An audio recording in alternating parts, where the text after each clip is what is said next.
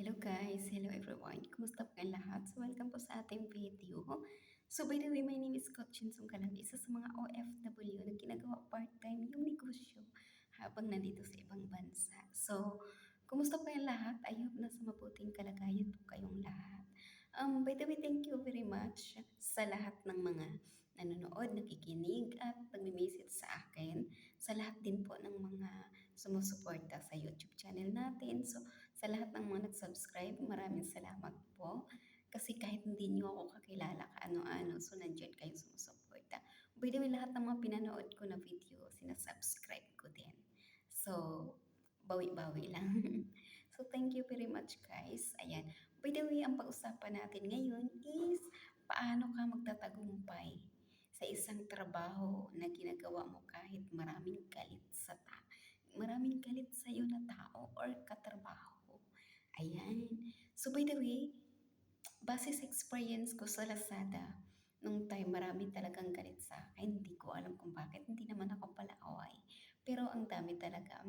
Pero sabi ko, pag si boss ang kumakausap sa akin, ba't ganito, ba't ganun, ibubuhos ko lahat. Gano'n. Ako kasi nag-o-observe lang ako. Hindi, hangga't hindi ko maririnig yung mga pinag-usapan nila, balewala ko lang yan. Kasi ang iniisip ko kasi yung trabaho. Matapos ko yung trabaho ko, busy-busy ako sa trabaho ko eh. Ayan. So, nakafocus ako sa trabaho. Ayan. So, paano ka tumatagal at magtatagumpay?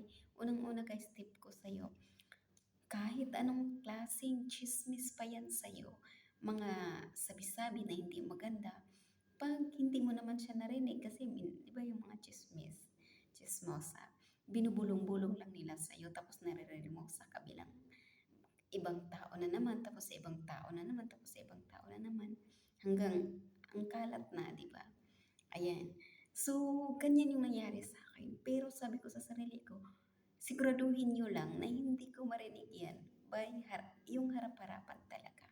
Kasi the moment na narinig ko mismo harap-harapan, sabi ko, hindi ako nagsasalita, bihira lang ako magsasalita. Pag napupuno na ako, saka ako magsasalita.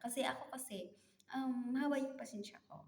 Kinikim-kim ko yan. Hindi ako basta-basta nagsasalita, hindi ako basta-basta nagbibitiw ng salita hanggat hindi ko alam kung ano yung totoo na or sigurado na sinasabi nila sa akin. Kasi ayaw kong makapagsalita sa kanila na hindi maganda. Ayan, ayaw kong makapagbitaw ng salita ng hindi maganda. So, yun yung ginagawa ko. Focus lang talaga ako sa trabaho. So, yan yung gagawin nyo. Focus lang kayo sa trabaho nyo. So, hanggat kaya niyong pagpasensyaan at hindi niyo naman naririnig yung mga chismis nila, kahit kumakalat na sa iba't ibang tao, hayaan niyo muna. Basta hindi lang kayo sabunutan o sampalin. Hayaan mo muna. Good news guys, ganyan yung ginagawa ko. So, umabot ako ng magwa 1 year doon. So, sabi ko nga, masaya pa rin ako. Kahit ganun, may mga narinig ako mga chismis, hindi maganda. Yung mga nagchichismis kasi sa'yo, hindi mo mahalata na chinichismis ka or kaaway ka. Kasi, ichichismis ka lang pag nakatalikod ka. Ayan. Nakatalikod ka or malayo or hindi ka naririnig, hindi mo naririnig yan. Pero pag nakaharap ka na, parang ang bait-bait sa'yo. So, ako kasi nag-observe lang ako. So, ganyan yung gagawin nyo. Ang isipin nyo yung trabaho. Ang isipin nyo, focus kayo sa trabaho kasi sinasahudan tayo eh. At saka, ang goal natin, kaya tayo nagtatrabaho para magkapera, para mapili yung gusto natin. So, doon tayo focus sa trabaho, hayaan natin sila.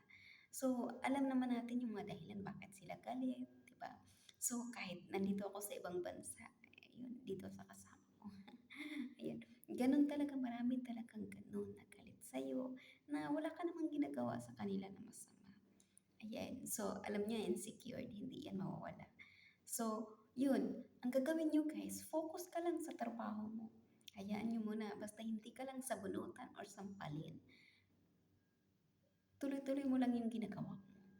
Kasi darating yung time, magugulat ka na, ay, ang tagal ko na pala dito. Ay, nagkakaroon na pala ako ng bonus dahil sa matagal na ako dito, hindi ko namalayan. So, ganyan yung nangyari sa akin, guys. Base sa nagtrabaho ako sa Lazada. Ayan, nagulat ako. Alam mo ko, 1 year, may mga kaibigan ako doon na tunay. Masabi kong tunay kay talagang ano, nakikita ko eh, ramdam ko eh. Um, Pagkakausap ko sila, sabi ko, "Hala, magwa 1 year na pala ako, no? Pero parang masaya ako." Parang hindi ko kasi ramdam yung pagod do'n. Ramdam ko yung masaya ako kahit ang daming mga nagagalit sa akin, guys. Kasi ini-enjoy ko lang yung sarili ko sa trabaho. Focus ako sa trabaho. Hinahayaan ko sila. So, ganun yung gagawin niyo. Hayaan mo lang sila hangga't hindi ka naman nila sinasaktan. So, tatagal at tatagal ka sa trabaho mo nun. Ang kagandahan nun, magugulat ka na, wow, ito na, marami na akong ipon, kauwi na ako sa pamilya ko. O, diba? Ayan. I hope marami kayong natutunan. So, again, thank you very much po sa lahat ng mga sumusuporta sa akin.